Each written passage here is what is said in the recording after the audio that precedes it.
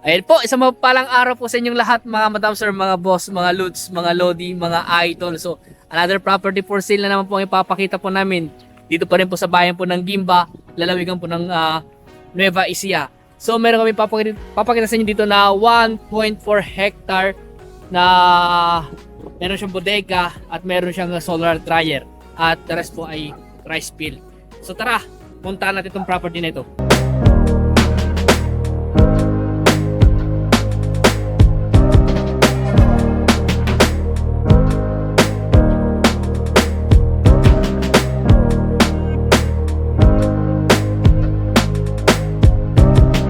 Okay, so yun po mga madam sir, mga boss, mga lods, mga lodi, mga idol. Ito na po yung property na binibenta. Naka-along cemented road siya, 2 lane. Ayan, naka-ano rin po siya, meron din siyang irrigation canal. Ayan po irrigation canal. At meron po siyang ginawang tulay, papasok po doon sa property nito. Bale, ang frontage po niya kasi, simula po doon, kung nakikita niyo po yung mga talahib po dyan, ayan, sa may talahib po na yan, hanggang dito po, sa may pader po to, yung pinakadulo ng pader, yun po yung pinaka-frontage po niya. Pero ito po ay yung kanyang part na ano po, may bodega tsaka may solar dryer ay may bakod. So ibang part may bakod, yung iba kailangang lagyan, no. Dito sa harap yung bakod po niya naka konkreto, tapos naka cyclone wire, tapos yung kanyang gate ay naka steel matting at meron din po mga solar light din po. So may power line na rin, no? Ayun na, may power na. Nakalagay na. So, ito po yung simentadong daan. Ito po ay yung papunta po, palabas po, papunta po sa bypass road ng Gimba. Mga ilang metro lang po ang layo po niya sa bypass road ng Gimba. At gandi po sa town proper ng Gimba, siguro na sa mga 5 minutes driving o wala pa. Ayan. Ayan lang po yung bypass. Kitang-kita po ito yung bypass. Makita nyo rin po sa drone video mamaya yung bypass road po. And then, sa T-Flex exit po sa may Victoria, siguro na sa mga 15 to 20 minutes driving po sa Victoria. Okay, yung Pura, mas malapit po yung Pura T-Flex. Sa mga ano lang po, mga 10 minutes, ganun po, driving. So ito po yung boundary po niya dito. Papakita ko sa inyo. Ayan. Po, diretso po yan. Ipa-flash ko rin po sa screen yung kanyang titulo. At ganun din yung kanyang lot plan. Okay po. So, diyan. Tara, pasunan ito. Pakita ko ng titulo. Yan, so ipapakita ko sa inyo yung titulo na lang po. Bali yung ano na lang po, ipa-flash ko sa screen yung ano po niya, yung lot plan po. So ito po yung titulo.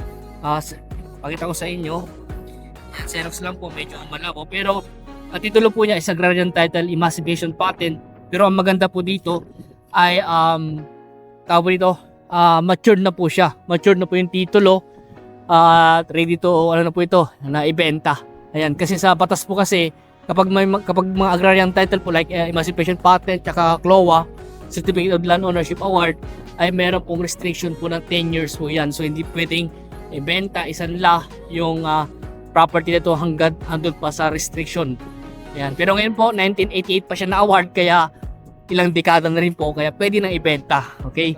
So 1.4 hectare po yung kanyang titulo, yung sukat. Smart na ito. Ayun po, ito po yung solar dryer po niya, maluwang. Siguro estimate ko na sa mga 2,000 square meters siguro to. Itong kanyang ano po, itong kanyang solar dryer, o kaya makulang-kulang 2,000 square meter ganun. At ano, may makapahen po dyan. Nabakayan na po. At ang source of water dito, ano yung source of water nila? Deep well?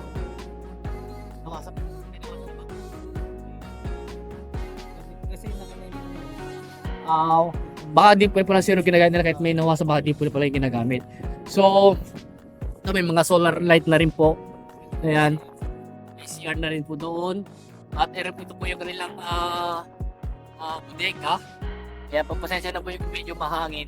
So kasama pa po yan itong bukid na ito. At kakaani lang nila, pero ang ginagawa po ngayon ay nagtatanim na naman sila.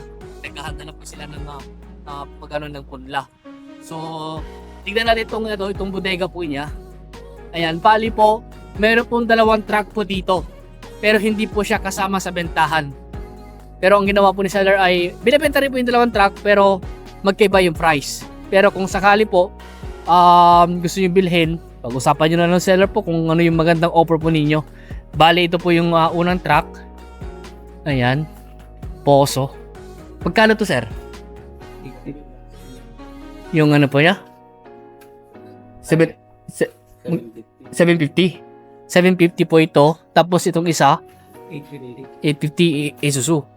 Mas malaki to. Mas malaki ba to? Parang parehas lang naman sila. Magkaiba nga lang yung presyo. 750 ito, Poso. At ito naman po yung 850 na Isuzu. So, nasa inyo po yan kung ano pa yung gusto niyo i-offer po dito.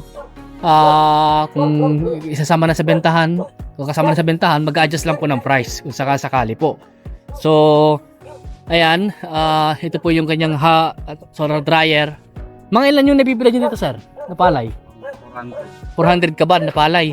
Nasa 400 kaban daw po na palay yung kayang i-accommodate po ito. Dito nila binibilad yung mga naanin nilang palay, tapos ibebenta po nila. So, sa ano po niya, sa bodega, mga ilan yung kaya kargahin niya? Kaya daw po ng 5,000 kaban na palay. Tapos, meron po sila dito, kubo. Tapos, sila papahinga. Asan po yung deep well nyo? Sa likod ng bodega po. So, nasa likod ng bodega ito po yung deep well. So, dito sila. May kubo dito. Ito yung kanilang lutuan. Ayan. At, ayun nga po yung deep well nila. Yun yung deep well. So, hindi natin mapuntahan yung ibang part dahil bukid po. Kailan lang sila umani, no? Kailan lang sila umani. Hanggang pa po yan. Ayun nga, kumorb nga, oh. Kumorb siya. Palawang dyan. Palawang siya doon sa likod. Ayan. So, may mountain view po dito. Ayan. Kitang-kita po dito yung bundukin ng Caraballo din. Ito yung bypass road. Tapos na nyo na, medyo mahangin. Presko talaga. Presko talaga, oh. Mahangin talaga. Tumutunog po yung mga yero, eh. Ayan. So, ito naman po yung CR. Isa-size na lang po yung CR po nila. Kung kayo po makakabili, size na lang po itong CR. Walang bubong. Ayan. Okay, yung CR, isa-size na lang po yan. So, dito po, yung kanyang palayan. Kasama po sa property. Ibang part ng property.